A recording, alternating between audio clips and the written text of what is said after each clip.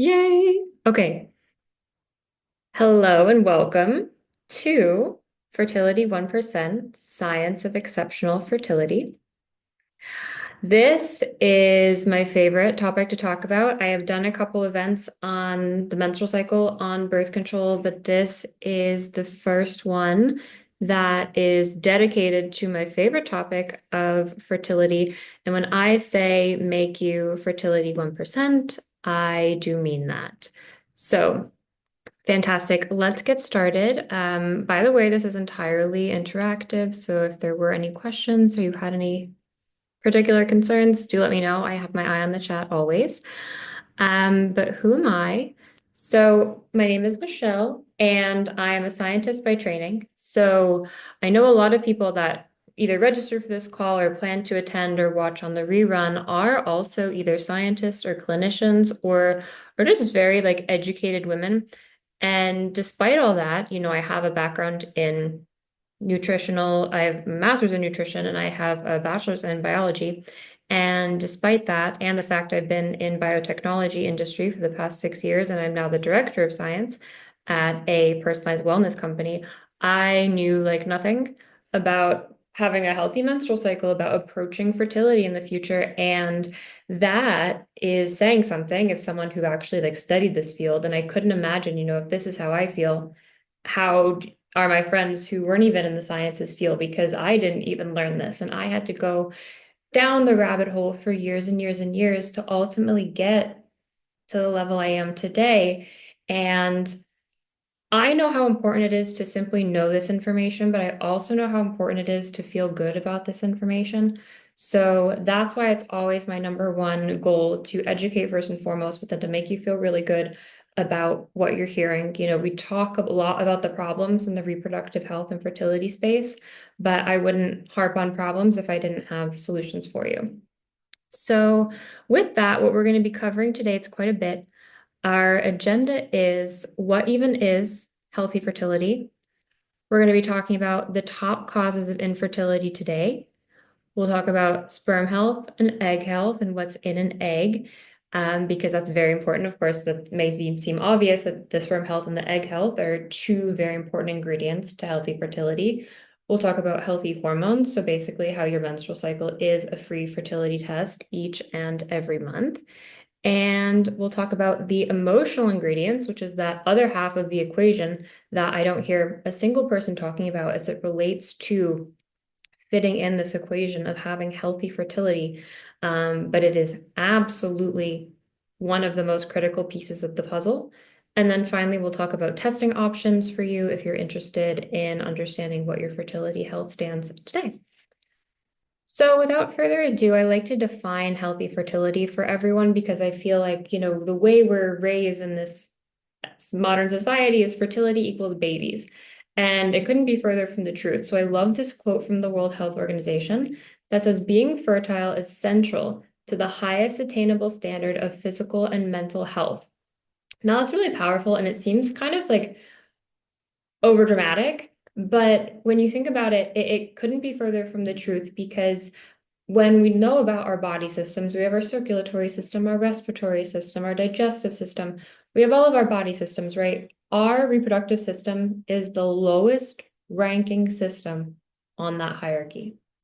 So what that means is when there is any stress on the system, fertility is the first thing to go, and it's typically the last thing to be regained on your health journey.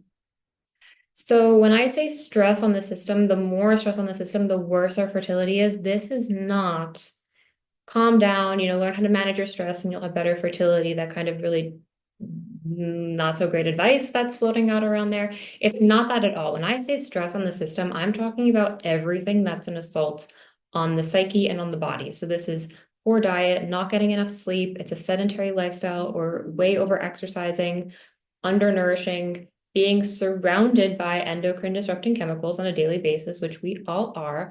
And then it's even the unprocessed emotions, the constant distraction. We spend all of our day, most of our day in this very chronic information input, high stress, high need to output phase, and we don't spend enough typically in that parasympathetic healing phase of the nervous system where healing does take place. So today we're living in the most toxic, speaking in terms of mental and physical time in modern history. But if we want healthy fertility, we need this information because we have to be on the offensive and we have to be on the defensive. So knowing this is so, so, so, so, so important, and time on your side is a huge factor, as we'll see here. So here I've drawn up like, what does the recipe for healthy fertility actually look like? So of course it entails having healthy eggs, having healthy sperm cells, having healthy hormones. And here I'm talking about the menstrual cycle in particular, because one of the things I'll be sharing with you all today is that your menstrual cycle is a free fertility test each month if you know how to read it properly. It's not simply just tracking your period and logging how long it is. It's a lot more than that. But I do want to add, nothing happens in the body in a vacuum. So there are other hormones at play like cortisol, insulin, and thyroid hormones that are just as important to fertility. But the gift of the menstrual cycle is that we can really, really understand what's happening with our reproductive hormones on that level really easily every month. So I want to focus on those. Plus, emotional ingredients. So we have everything physical that we'll be talking about how to optimize that today. You can find a lot of information about how to optimize the physical side of fertility, but not enough information, in my opinion, on the emotional side of fertility. But we will absolutely be talking about that today. All of that multiplied by time. So I am 30 years old. I don't have kids yet, but the fact that I've been in the fertility world for years now, like what I've learned is that the earlier we get this information, the more we can use time on our side to compound the beneficial effects of the small changes, the frameworks, the things that I teach about, because really that compounding effect over time just sets you up more and more and more for success. Because the typical model is come off birth control and try to conceive right away, or wait until there's a problem to try to figure out how your health is doing. And that's so backwards. That's why we're seeing the worst statistics than we ever have before in the fertility sector.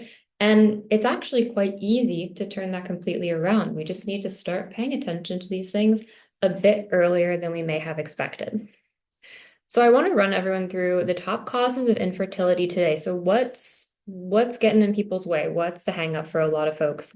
So the top causes, the first would be issues with ovulation. So usually not ovulating or completely missing when you're ovulating. Now, the thing about this is you wouldn't know that not ovulating is an issue for you unless you're actively confirming ovulation each cycle. You can have a regular period, but not be ovulating. So that a lot of people think like, okay, if I'm having a regular period and it comes fairly consistently, this isn't a problem for me. But really, the only way to understand if ovulation is happening for you each cycle is to pay attention to your fertile signs. And we have two major ones, cervical mucus and basal body temperature. Notice how LH, so an ovulation predictor kit strip, is not in here. Yes, I think that they're great. I think additional information is always valuable, but I see far too many people solely relying on OPKs and LH strips when they're trying to pinpoint ovulation. Ovulation predictor, yes. Ovulation confirmation, plus, is it giving you the full extent of like the health and the length of the timing of your fertile window? Not really. It's missing a lot of the picture. So if you're someone with PCOS, this would also potentially be an issue for you because typically with PCOS, we see longer cycles. So it's a lot less clear when ovulation is actually happening. So even though the traditional everyone ovulates on day 14 advice is trash, like that's not true. It can kind of work for some people who have those more typical, 27, 28, 29-day cycles. If you have a 32, 34-day cycle, that doesn't apply to you at all. So you might be trying when everyone tells you, oh, day 14, this is when you should target to try to conceive, but you're ovulating close to day 19, day 20. This is why. This is why. It's not that people with PCOS take longer to conceive because there's anything wrong. Like, yes, we would want to address PCOS symptoms and get you on PCOS protocol, but one of the main reasons is that it's just harder to try to pinpoint the fertile window with PCOS.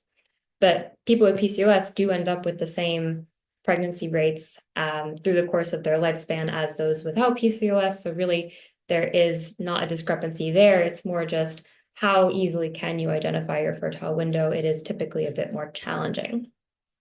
Then there's also the other common scenario where you are ovulating, but have the timing completely wrong. So this could be someone without PCOS who's just completely missing their fertile window because they were never taught how to understand when they're in it. Cervical mucus and basal body temperature solve this too. So male factor infertility, I'm happy this is getting talked about more, is the second most cause for infertility today. So it's solely responsible for 30% of all infertility cases and plays a role in 50% of all infertility cases. So which is kind of crazy because but it makes perfect sense because it's two halves to a whole. So of course, men should share half the burden for half the genetic ingredients. So that's something I really like to point out too. Men, we focus on women, we put the onus on women, but really male DNA, like the male sperm, that matters just as much. And then lastly, we have structural issues. This could be fallopian tubal blockages, scar tissue. Often this is why people with endometriosis may have difficulty conceiving because there could be scar tissue from those endometrial-like lesions around the reproductive organs and is associated with a higher risk of infertility. There could also be blockages on the male side too. And from a definition standpoint, I just want to point out infertility doesn't mean you're never able to conceive. It just means the textbook definition is you've been trying to conceive for at least a year if you're under 35, for at least 6 months if you're over 35 without success. So really, we can look at some of the common issues that are causing this delay in people to really understand, okay, what are the issues and how can we circumvent them? But not, take a label of infertility and say there's no hope for you. There absolutely still is. This is just the true definition when someone presents with a case of infertility. So I like to start with the men for getting the healthiest sperm. We like to put men on blast a little bit, but because we should. So this is a really crazy statistic, but it's true. Today, the average male sperm concentration is 58% lower than it was less than 100 years ago. So to put that in context of numbers, in the 1940s, the average count, so for sperm, was 113 million sperm per milliliter. And as of 2011, so this isn't even like very recent, the average sperm concentration sat around 47 million sperm per milliliter. That's a crazy drop in a population average. So this is also absolutely crazy. The healthiest man has more abnormal sperm than normal sperm. I think we all think of sperm and we think of this guy. Like, okay, this is what's swimming around. But actually, according to the WHO guidelines, 4% morphology or higher is considered normal. What does that mean? That means if a man goes to get a semen analysis, only 4 out of 100 have to look like this. And the other 96 look something like this, which is wild. These are like Frankensperms. For 96 out of 100, this is considered normal by our guidelines today. So of course, optimal morphology looks more like 12 to 15 out of 100 of these sperm look like this.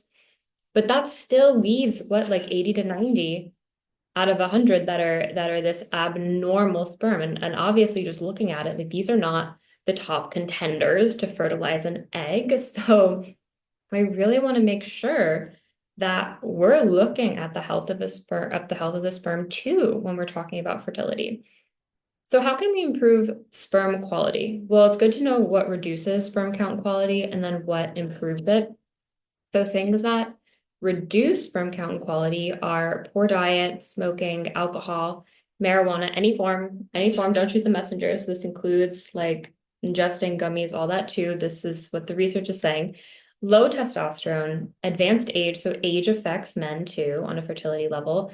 Excessive exercise, overheating the testes, so spending too much time in things like hot tubs or saunas, toxin exposure, electromagnetic radiation. So even the phone, if you have your phone in your front pocket as a man, that 1 to 2 degree difference of having the phone there actually can impact sperm quality and sperm count. So pair that with the potential risk of electromagnetic radiation from the phone. At least if you can't take your phone out of the pocket, put it in the back pocket because it's fascinating how little how little we think that that would affect it, but we've actually seen in the research it does. The things that have been found to improve sperm count and quality, it would be a higher fat intake, particularly the omega-3s, so DHA and EPA. This is from sources like fatty fish or as a good quality supplement.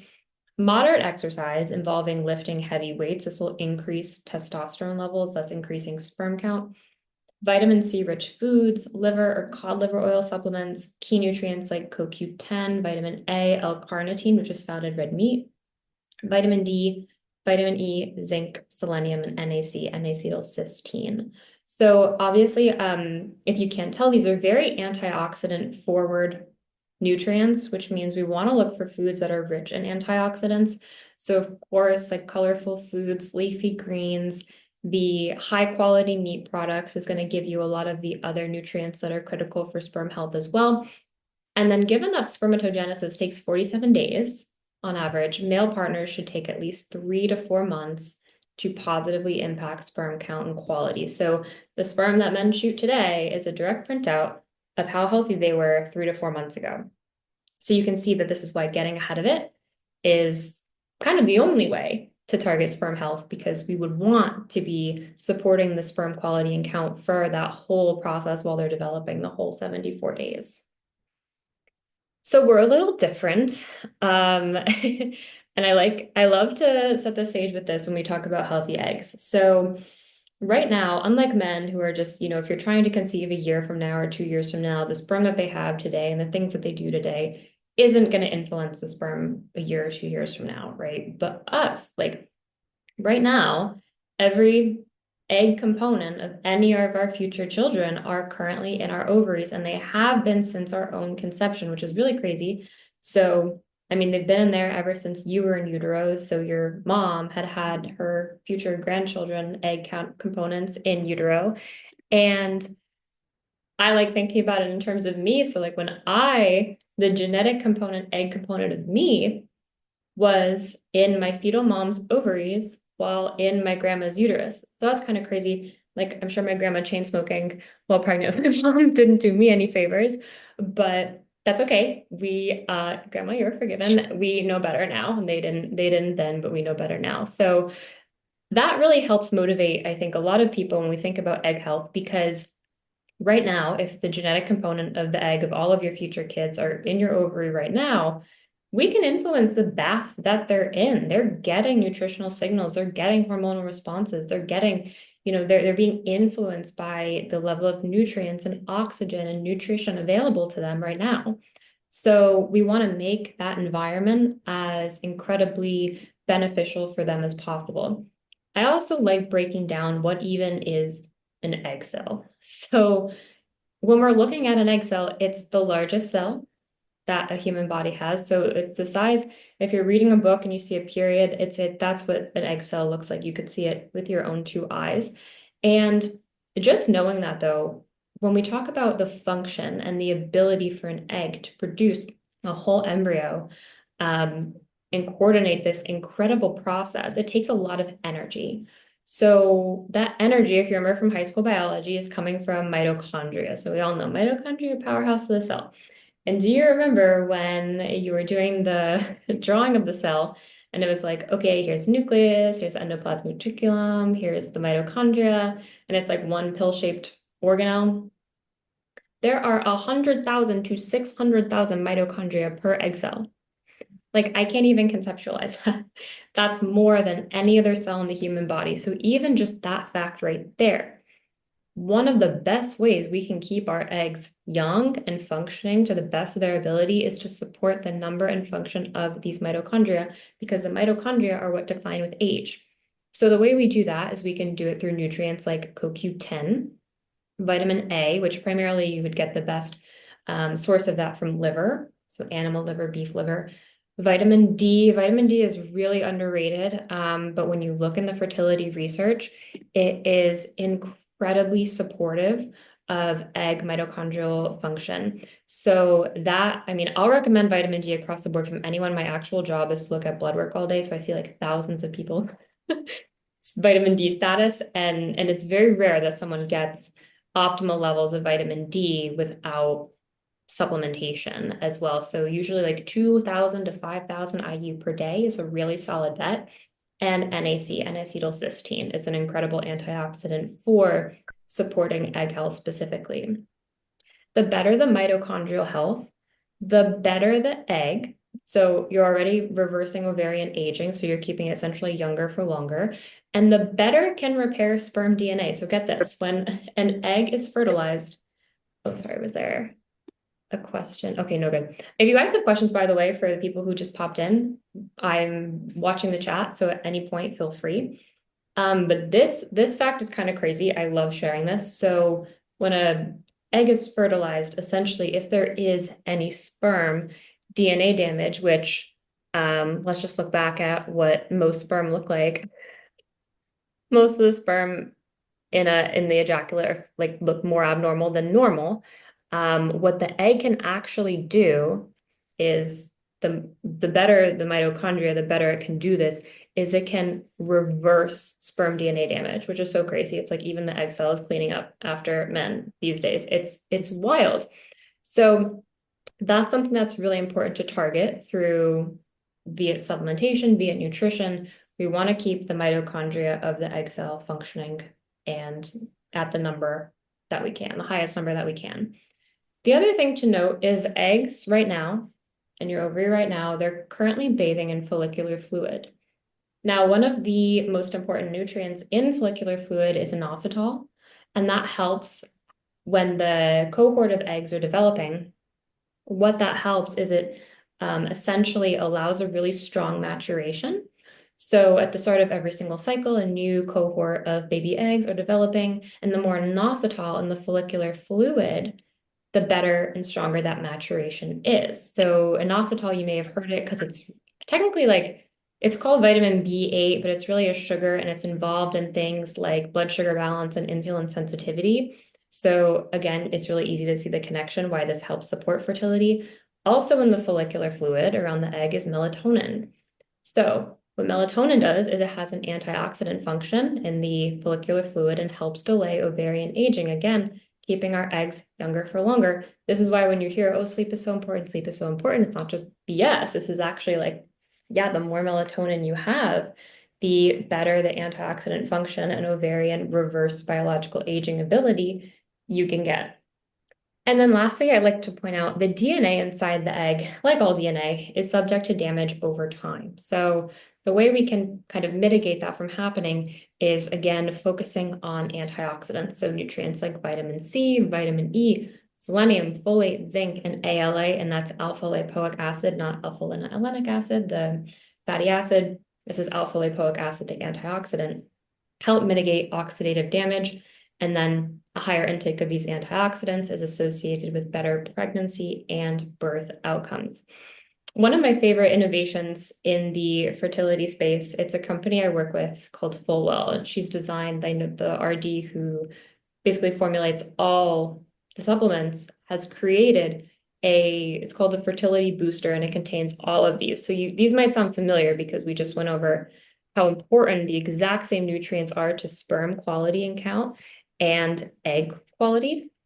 So what's so great is there is this supplement called Fertility Booster that includes all of these extensively research-backed nutrients that both men and women can take. So I find that to be a very, very innovative and visionary product in the fertility world.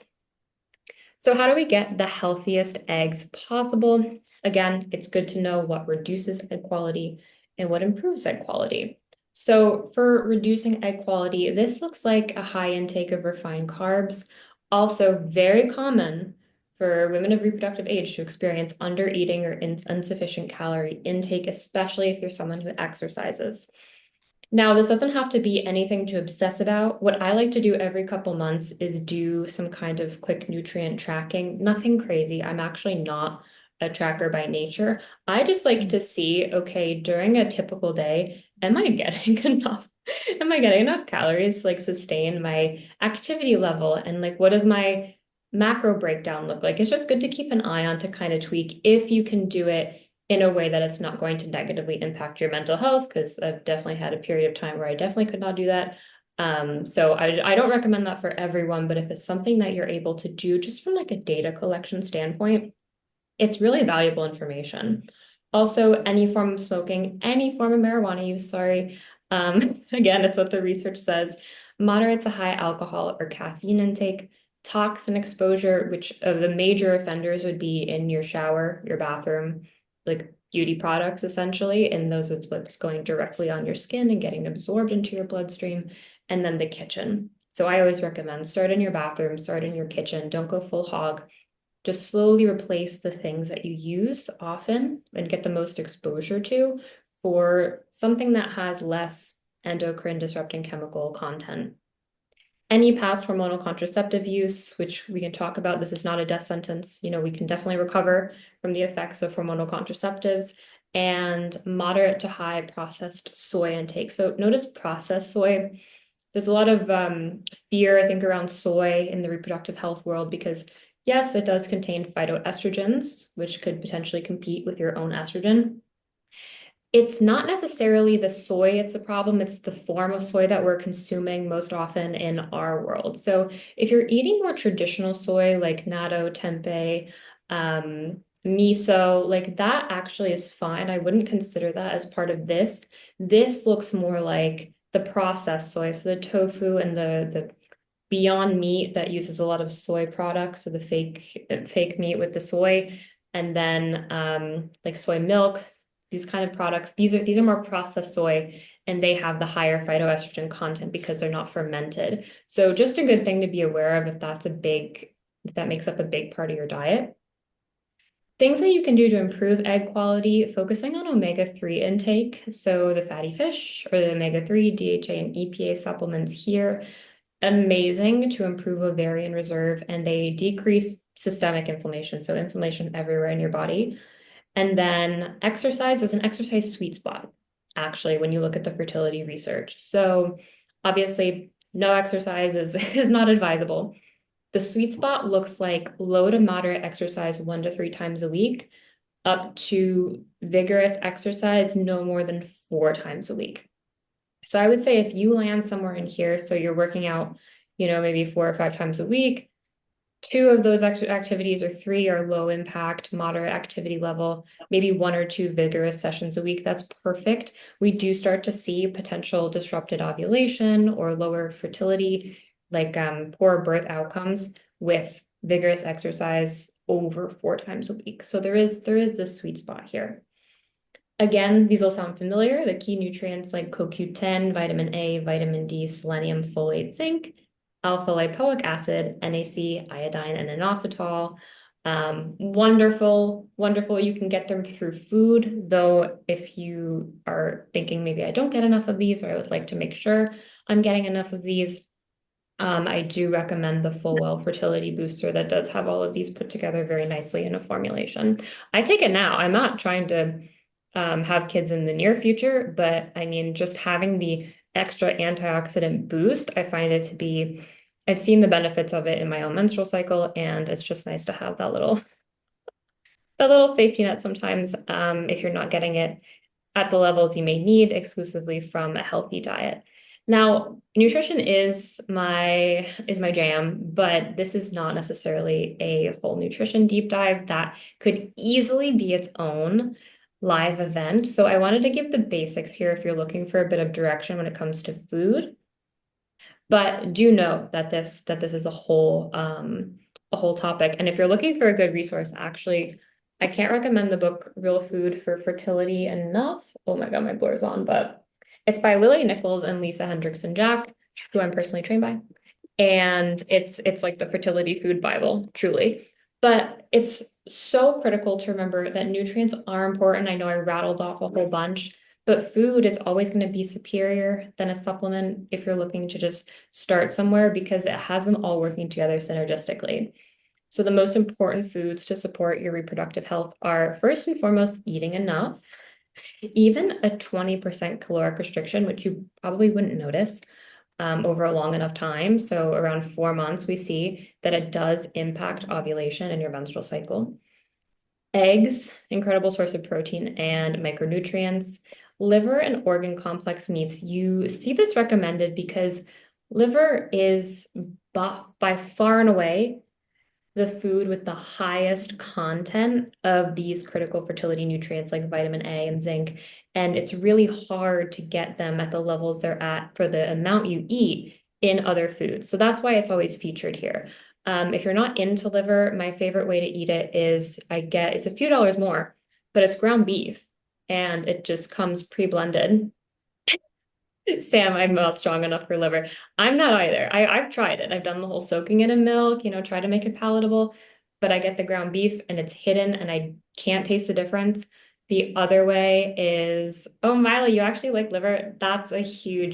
You're at an advantage. The other thing people can do is take a desiccated liver supplement, any vegan alternatives. I would love to chat with you. There are ways that you could build these nutrients into a vegan and vegetarian diet. Yes, I never tell anyone they cannot. However, it is harder to reverse engineer a very fertility supportive diet from a vegan or vegetarian one. So you'll see a lot of these foods I'm talking about, they don't fall under vegan or vegetarian. That's not to say there are options for you. And actually, there's a whole, if you wanted to look um, just to have a good resource in this book I mentioned, Real Food for Fertility, there is a whole chapter on plant-based diets and fertility that I think would be really a good place to start. But absolutely, we can chat. But for liver, yeah, you would probably not be able to get it through a food source to get the same, like the counterpart of the nutrients. But I recommend starting there and seeing because the other foods that are really good for fertility are typically meat on the bone because it's got that collagen and gelatin. Yeah, absolutely. Start with that book. Let me know how it goes. It's really thoughtful the way it lays out the research and what's associated with the best outcomes without being, it's never everyone should do this, everyone should do that. It's like meeting you where you're at. And I like that vibe. And then, of course, fish, because we were talking about omega-3 a bunch, minimally processed full fat dairy. This one shocks a lot of people. Full fat dairy is actually preferable when we're talking about healthy fertility. And the reason for that, there's a couple, but the full fat dairy is because all of our sex hormones are made from our healthy fat intake. So if you're not eating enough dietary fat, then you're probably going to have a harder time making the proper amount of your estrogen and your progesterone and testosterone. So that's why you'll see like the fatty fish and the full fat dairy recommended. Fermented foods, amazing, amazing for gut health because gut health and fertility are just like this. They are inextricably connected. So this is things like sauerkraut, kimchi, kefir, all amazing. Vegetables, of course, couldn't leave that out. Vegetables, fruit, leafy greens, and electrolytes. So making sure you're staying hydrated, but you also have the proper amount of electrolytes to balance out your hydration. So this, I love to tell people who are stressed because they say, okay, I am not planning to have a kid anytime soon, but like, how the heck do I know how my fertility is doing? Like, I don't want to go out and get this expensive test and I don't even know where to start. Well, the good news is you have a free one every single month. Now, I've done a deep dive into the cycle, the event called Using Your Menstrual Cycle as a Scientifically Precise Tool. So I won't harp on it in this one because this is all about fertility. But I do want to just lay the groundwork because it's, you kind of got to hear it a bunch of times to get it to stick because we weren't taught this well, if at all, when we were younger.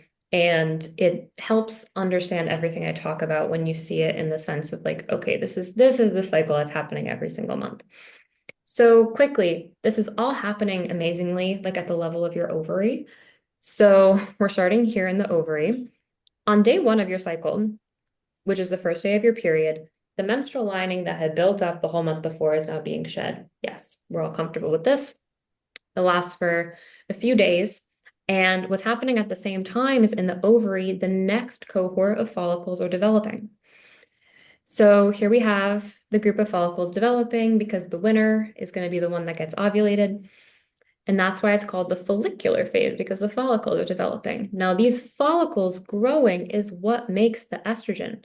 So the more these grow, the more these grow, the more estrogen we have. This is why we have the estrogen climb in our follicular phase where we feel great.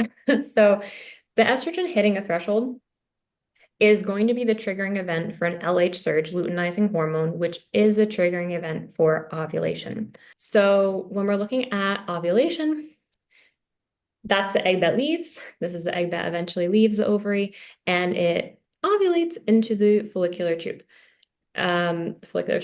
tube. And this is where fertilization will happen if it does. So ultimately, what we have here, the structure of the egg left behind in the ovary. So it spat out the egg, yes, the egg is gone, but there's a structure left behind. It's called the corpus luteum. That corpus luteum in the ovary is the thing that produces the progesterone in the luteal phase. Amazing. So when we look at the uterine lining, what's happening here? We have our period, it sheds. The follicular phase, it's a time of rapid cell proliferation. So a lot of cell division, a lot of growing, a lot of rebuilding that lining back up. Once we ovulate and the progesterone takes over, the progesterone helps enrich it. So it's getting nutrient rich, it's getting oxygen rich. It's getting ready to support a potential embryo implantation. So the luteal phase, this has to be around 12 to 14 days optimally. Why? Because first of all, foremost, it's the life cycle of this guy. So it will only produce progesterone for the 12 to 14 days. But secondly, because you need at least 12 to 14 days to build up a solid enough uterine lining that's thick and nutrient rich enough to support a developing or a fertilized egg that will eventually implant. So that's why if you have a short luteal phase, which you wouldn't really know unless you were tracking, even if you were ovulating just fine, even if the egg got fertilized, if this is too short because of a progesterone insufficiency, even if everything else went perfectly, it wasn't hospitable. It wasn't a nice enough environment for the fertilized egg to implant. So that's why we really care about having a long enough luteal phase.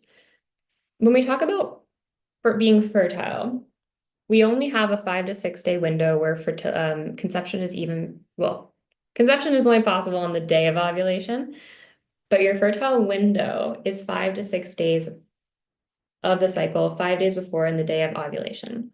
Why? Because of the cervical mucus. So the cervical mucus that you're making, thanks to this rise in estrogen, is allowing the sperm to survive.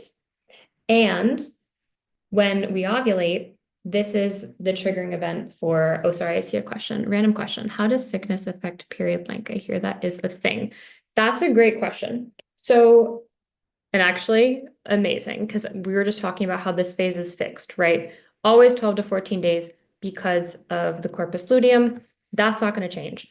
Follicular phase can change. So in most people, you like as an individual may have slight variation of your cycle. It's very normal. It may be 26 days one month, maybe 27 the next, maybe 24, depending on like you're saying, if you've ever been sick or traveled or had a period of stress, you may have noticed your cycle length changes. What's changing is your follicular phase. And that's because this is very susceptible to external factors. So the stress, of course, can mess with your hormones. It can slow down the amount of time it takes to get to this ovulation stage, and that could make you have a longer cycle and have your period come later than you expected. It's really common when you're sick because your body's, diverting energy to healing. And maybe it's like we were talking about the hierarchy, fertility does not come first on your body's priority system. It will pull energy and pull nutrients and pull oxygen from your reproductive system to support all your other needs. Why is that? Well, because your body can't tell the difference between an illness, stress, or getting chased by a bear. So when you're getting chased by a bear, you don't need the ability to get pregnant. You need your heart to beat and your lungs to breathe and your muscles to move. So this is why any stress on the system affects your fertility. And this is why if you're not supporting your entire body, you'll see it in your period first. So excellent question. I hope that answered it. That is a thing, absolutely. But when we're talking about the likelihood of getting pregnant during the cycle, it really is only that 5 to 6 day window because of the cervical mucus. And the cervical mucus, like I said, keeps the sperm alive. It lets them chill in the cervix in these little sperm hotels to await the potential, the egg that is ovulated to potentially fertilize it. So the egg only sticks around for 12 to 24 hours tops, and then it disintegrates. So pregnancy after ovulation is confirmed is impossible. The egg has left the building. So really, we all have in our head like have unprotected sex, get pregnant and die. That's not the case. This 12 to 14 day period is actually an infertile phase. The follicular phase, guilty until proven innocent because of the cervical mucus. So this, you really wouldn't know if it was a fertile day or not unless you were looking for the presence of cervical mucus and knew how to identify it correctly. So I hope that was a good little recap. If there are any questions, I did it very quickly. Please let me know, Sam. I call my follicular phase my normal week. Yeah, it's so real. Though I will say, I relate to that fully. I think we all do. Like we can tell, we just feel so much better, especially when you just like dug yourself out of the menstrual phase and then it's like, wow, this is what real life is like again. If you do have though a drastic come down in the luteal phase where this week is like torturous and you have these debilitating symptoms, that is absolutely like worthy of investigation. So I want people to be very aware, like, yeah, we are totally susceptible to feeling the effects of our hormones, and that just comes with being cyclical beings. But if it's ever impacting your life to the point where it's like you can't work, you can't function, it's horrible, do absolutely seek support for that because even though it's common, it's not normal and it's definitely not optimal. So I love that we pointed that out. So we talk about the fertile signs. This I've shown a few times, but essentially why your cycle is a free fertility test is because everything you can see with your own eyes is a direct representation of what your hormones are doing. The hormones that you would spend a bunch of money to go get tested at the doctor's office, we can see what they're doing just by looking at what's happening with your body. So here it is again simplified. We have the estrogen dominant, the rise of the developing follicles in the follicular phase, eventual ovulation, right? We had our cervical mucus developing, and then ovulation itself occurs. Progesterone becomes the dominant hormone because that's what the corpus luteum is making. The cervical mucus dries up. So that's what the progesterone does. It plugs up the cervix and dries up the cervical mucus. So after you have that fertile window, you shouldn't be seeing cervical mucus again. It should be relatively dry until the start of your next period. And then the progesterone is what makes your temperature increase. So this is how you see the direct translation of that progesterone itself in your fertile signs, which is very cool. What you see and how you see it are how you identify if you have enough of the right hormones at the right time, how to open and close that fertile window, and then how to use multiple biomarkers to double check yourself, which is super cool. So this is what I want everyone to know when you're looking at your cycle every month. It's not enough just to know, are you getting your period and how long was it? Which is what most apps track. It goes a lot deeper than that because if you're trying to use it to assess your fertility, you would want to know these 6 parameters. So cycle length, yes, it should be 24 to 35 days. Anything within that is healthy and normal. We don't all have 28-day cycles. 24 to 35, perfectly normal without varying more than 8 or more or less than 8 days per cycle. So a few days variance here and there, just like Anne's question, sickness, stress, it happens. But if it's more than 8 days, if you're going from 32 days to 49 days, again, an indication that you would want to investigate. Menstruation length and quality. So the bleed itself should last between 3 to 7 days, starts out heavy and decreases. So it's rich red wine in color. And then the lighter flow typically should be brighter red to brownish. There should be no mid-cycle spotting or bleeding. Anything on a scale of 1 to 10 for pain, a 3 or higher, worthy of investigation. Should not be popping more than 1 to 2 painkillers per cycle. If you are, absolutely seek support because, again, common, not normal. What about pain during ovulation? Is it normal? Excellent question. So yes and no. There is a biological phenomenon called Mittelschmerz, which is like some people can actually feel their ovary ovulating. And that is just that's just how it is. Like they can even tell, like, is it the left ovary or is it the right ovary this time?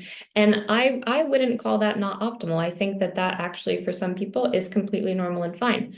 However, speaking from experience, I have seen people come in with painful cycles, irregular cycles, okay, then maybe this will apply to you. I have seen people come in with that symptom, implement some changes that have supported, okay, if it's a hormonal thing we need to do, here's this protocol. Or if we're seeing, a short luteal phase, this is what we should do. Usually it's accompanied by some other non-optimal parameters of the menstrual cycle here. And by doing changes to improve that, they find the ovulation pain either decreases or it goes away. So that's why I said yes and no. I think that there is a normal biological phenomenon on it, but I have seen it improve when you do like foundational factors to support your health that directly improve fertility. Other parameters you would want to look for are the pre-ovulatory phase. So are you seeing signs of pending ovulation via cervical mucus? You'll see this around day 10 to 23 of your cycle, and it typically comes in a pattern of non-peak, which is just a definition of anything that's not peak, which peak means it's optimal for conception, and that's the egg whitey stuff. It's lubricative, it's clear, it's stretchy. And anything that's not is non-peak. So it's whitish, it's lotiony, it's creamy, it's tacky. And then eventually you'll see that mucus pattern eventually dry up after ovulation. In ovulation, okay, we can never really know exactly when we ovulate unless you were taking a daily ultrasound of your ovary. But through the cervical mucus and through the basal body temperature, we can estimate it really, really, really well. It's the next best thing. And then the post-ovulatory phase, this should be again 12 to 14 days from the day of ovulation to the start of your next cycle. This is to allow for healthy endometrial maturation and to support implantation and sustain a pregnancy. So this is just to show you guys quickly what this looks like in action. So this is my own personal chart. I use my own data. I put myself on blast. This is from, I think it was like January, and I had a bunch of red flags. And this is what I'm saying. Even the healthiest people, I'm someone who's been in this world for years. I'm certified in this method. I do the right things. I'm like, to the best of my ability, 80/20. And I am constantly finding things in my cycle all the time that need some help. So what are some red flags here without boring you with details? Because this is like a lot. If you've never seen, this is cervical mucus notation here, and this is my temperature, of course, up here. But just from what we talked about, this is my luteal phase. So ovulation is the temperature shift. I had an 11-day luteal phase this particular cycle, which is too short if it should be between 12 and 14 days. So that already to me was like, okay, it's probably a sign of you need progesterone support in the luteal phase. And this was accompanied by, I was seeing cervical mucus well after ovulation. Again, what's the biology? The indication is that I wasn't making enough progesterone to plug up the cervix, to dry up that cervical mucus. So that's why I was still seeing it post-ovulatory. Another, this one I haven't talked about before, but another potential red flag, again, one cycle isn't make or break. We want to see these patterns emerge. But what this particular notation here means, it was a sign of dampness, which is associated with cervical dysplasia, so abnormal cervical cells. Again, it's very common. I have had a history of hormonal contraceptive use. I had an abnormal PAP about 4 or 5 years ago. And then, like, again, this can put you at potentially an increased risk of cervical cancer. So I would want to keep an eye on my cervical health. And luckily, there are plenty of things we can do to reverse cervical dysplasia. So I have started myself on a cervical dysplasia protocol along with supporting my progesterone because I clearly needed it here. And these are simple like diet and lifestyle tweaks, nothing crazy. This was a folate supplement, if you were curious, the cervical dysplasia. But then a month later, and this isn't, that sometimes cycle changes do take a few months to come back online and you see the fruits of your labor. But for me, I saw the results immediately. The biggest things I did, I think, was I did a chronometer, which was the food tracking day. I just was like, all right, let me see what my, total caloric intake looks like and what my macro breakdown is to see if I need to make any tweaks. And I did. I needed to eat a bit more protein and a bit more fat. I was eating just the breakdown was a bit more carb heavy. Nothing wrong with carbs, but I needed to shift it a bit in favor of the healthy fat and protein. And I switched from regular to decaf coffee, which I didn't even notice, to be honest with you. And I'm a coffee girl. So already my luteal phase went back to 12 days. And actually, my last cycle, I think it was like 15 days, which I had never had before. And my cervical mucus dried up, which was so, so fab. Sam, question. You probably already said this. No, no, no. All questions are amazing. What's basal body temp and how can one accurately get this? Amazing question. No, I didn't talk about this in this one. So basal body temperature, which is what you see here, what I'm measuring, it's your core body temperature. That's all that means. So the best way to measure it is through either oral thermometer or axillary thermometer, so like under the arm. People also do like vaginally, but I think by far and away, oral temperature taking is the most common. So the thing about like aura, so I have the aura ring. This is not basal body temperature. This is skin temperature change. So that's the thing, is it's transforming it in the algorithm in the natural cycles, like aura connection to a temperature. But this is not actually true BBT. True BBT would be to take the oral temperature every morning. And that's how you would want to get that and track that. So I know we're gonna push on time, but that's okay. If you have to drop, absolutely. I'm gonna keep going and I will send out this recording. But it was so important to me to talk about the other half of the equation that literally I've heard no one talk about. And the thing is, this is based off of the idea that we are physical and energetic beings. So the practical things, everything I just talked about with you right now, that's biology, that's Newtonian. We're very comfortable with that. We understand the cause and effect of the practical steps, the food, the diet, the lifestyle. Amazing. You could spend years in Google and podcasts and books and get essentially all the information I just distilled for you right there, because it's true. That's what works. That is the best information that we have right now when we look at the science. However, everyone's obsessed with optimizing that. But there is this whole other emotional and energetic component that is just as important to optimize. And this is how we see the cases. I'm sure you've all seen it, where people spin their wheels, they're doing everything perfect, everything right. They've read all the books, they've done all the research, and they're still not getting the results that they want. Well, that's because there's this this is more, I just gave you like standard biology. And now we're going to move into quantum biology. It's still science. It's still valid, but it's so far from the realm of in practice. And this is the thing. If doctors don't even know the first thing about your menstrual cycle, there's no way that this is going to be on their radar. This is usually written off as woo. And I'm probably a lot more woo than people think. But the thing is, it's because the deeper you get in science and then the deeper you get in spirituality, the more they agree with each other. So you'll probably see what I mean. But the concept I want to introduce you guys to today is that our body generates an electromagnetic field, which is true. Science knows this. Our bodies, we're electric. Our heart beats off of electricity. And I love that you're vibing with this. Okay, good. I typically, the people I attract, this is their jam too. But we have an electric heart, right? Our muscles move based off of electrical impulses and signals. Our neurons are like communicating with each other based off of these electrical signals moving incredibly quickly all around our body at all times. And we can test this activity. So this is how EKGs work. This is how MRIs work. They literally tap into and measure and interact with our electromagnetic fields. So the aura, that's a real thing. That's a real term. And it's like making its way back into pop culture, and I love it because it's true. I mean, this is a measurable scientific phenomenon. And another cool thing is researchers about a year ago, I think it was, 2024 at MIT, they used MRI to detect light in the brain. So to actually visibly see how the brain cells are communicating. We know it's via neurons, we know it's information, but now they've actually like physically seen, okay, the light flashing, which is the information carrying across brain cells and across the body. So this is now translating to our physical matter.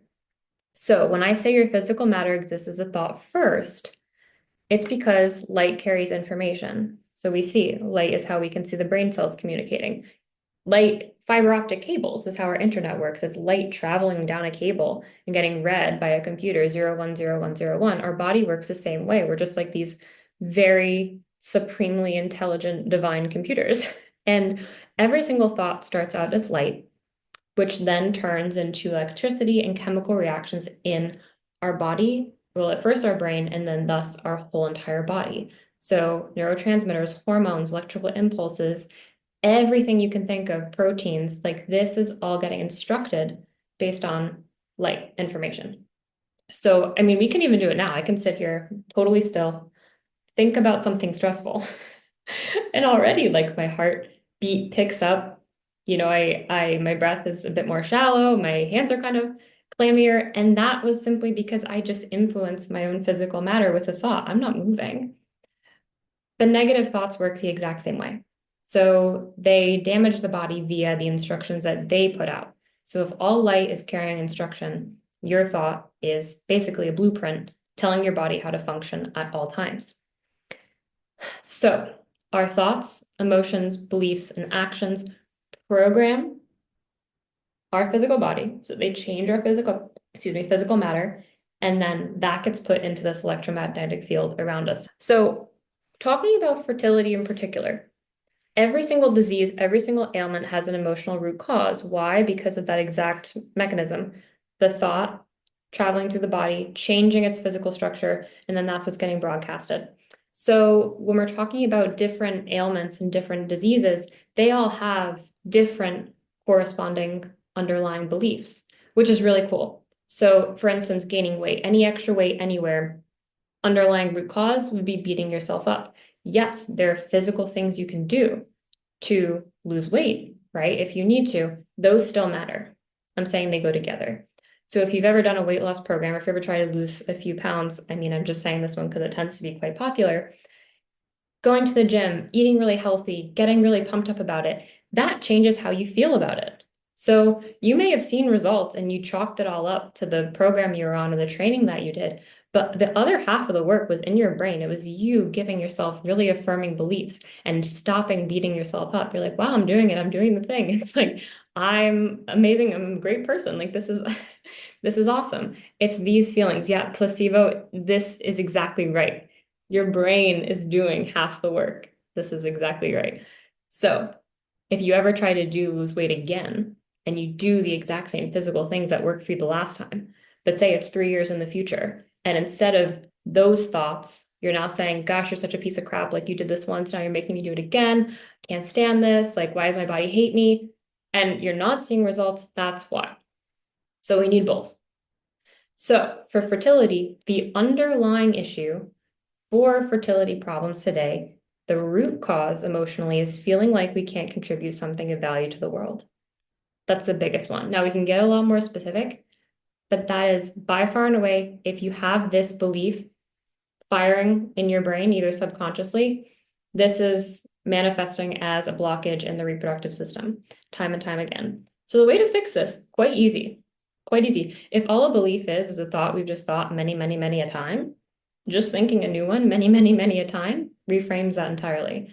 So I've pulled up a few questions that I think would be so valuable for everyone to ask themselves, just to get a sense of how their reproductive health is being influenced by their thoughts.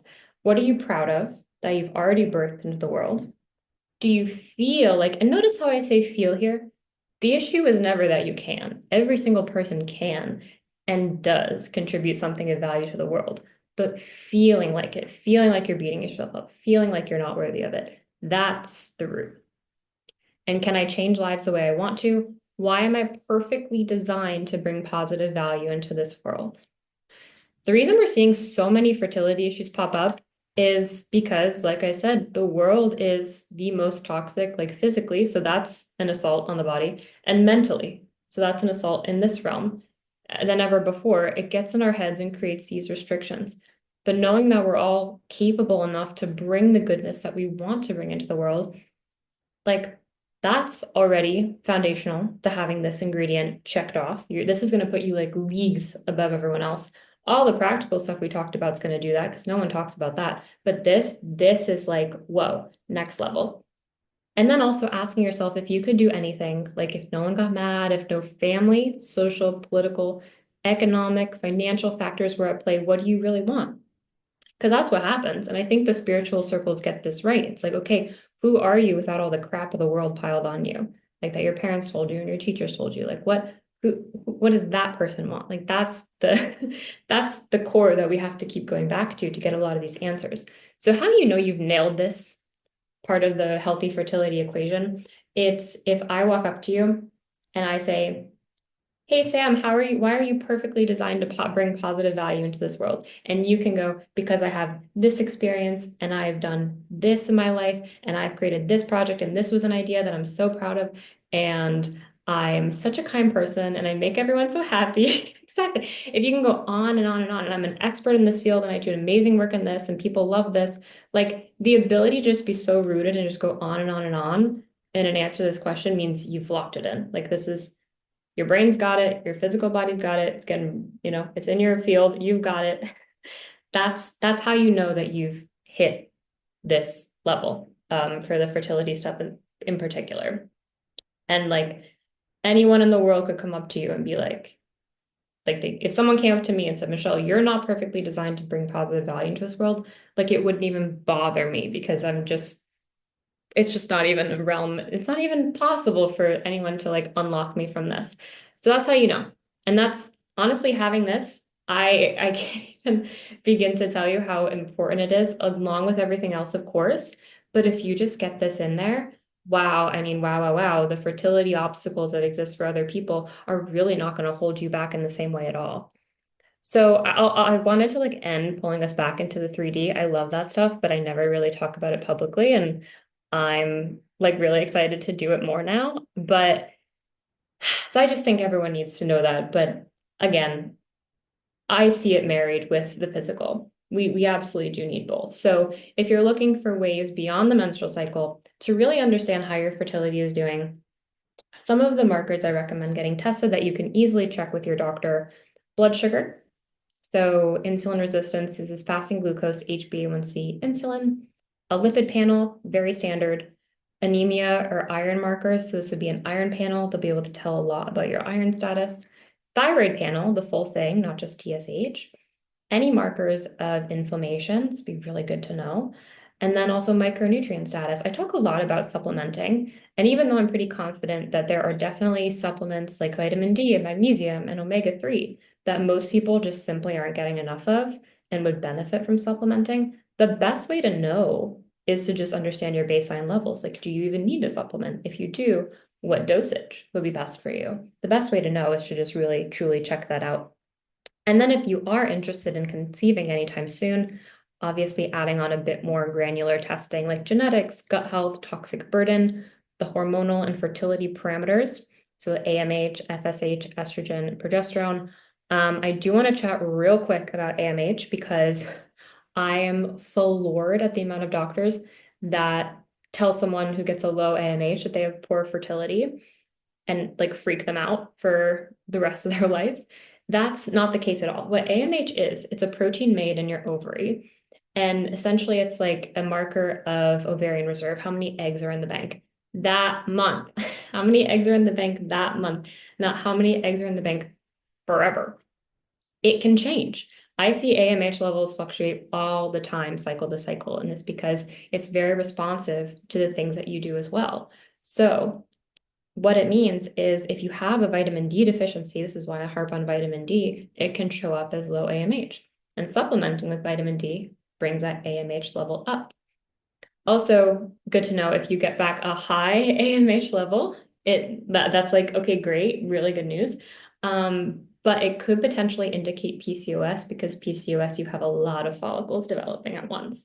So if you have like irregular cycles or you're noticing like your periods are really, really long, it could be like a tap on the shoulder, a higher AMH to say, hey, maybe I should get checked out for PCOS and maybe try a PCOS protocol to see if we can improve things. What it does not mean, AMH is not useful in telling you egg quality, it tells you nothing about that, nor does it tell you if you're more likely to conceive. No, no, no. So on a large scale study, women with lower AMH conceive just to the same level as women with higher AMH levels. So not a predictor of conception at all. Too often, like I said, lower than average AMH freaks people out. It's really unnecessary. What it's really useful for is if you're going to do like egg freezing or IVF or any kind of assisted reproductive technology, they want to understand how many eggs they're going to harvest that cycle. So AMH is really useful for that context. And I think it's useful for you or I to know if you cared to know your AMH level, but I need it to be introduced with the full picture. It's simply one piece of the puzzle and it is not a make or break. So I wanted to say that about AMH. Last thing about AMH, because again, everyone's really into it, it's affected by hormonal birth control. So a lot of the time we'll see people, oh my God, if a doctor tests, they do it. I don't know why. They test people, their AMH level while on birth control. Crazy, because if you think about it, birth control, hormonal contraceptives shrink your ovaries by like 50% while you're on the pill. They go back to baseline, so no stress after you discontinue. But if it's literally affecting your reproductive organs that way, of course it's going to affect the proteins that they produce. So testing while you're on birth control, it's a no-no. Testing right after you get off birth control, also a no-no. So if you've ever been on birth control and you want to like come off of it and see what your fertility is like, wait at least 6 months. You may see 3 months out there, but I say at least 6 months to get everything back online and back to normal before you go spend money on this test to get your AMH level. And yeah, this I just wanted to pull up the different types of contraceptives and how they can affect AMH. But again, giving people the full picture is what I always try to do. And I believe, okay, we did it. Thank you guys so, so much. That was it for today. If you have any more questions, please feel free. If not, thank you so much for your hour and 10 minutes. It was so amazing to have you. I know you could be doing a lot of other things this lovely Friday afternoon. And happy Women's Day tomorrow. Thank you. Thank you so much. No, thank you guys. This is always so, so, so much fun. Thank you. Okay. Amazing, guys.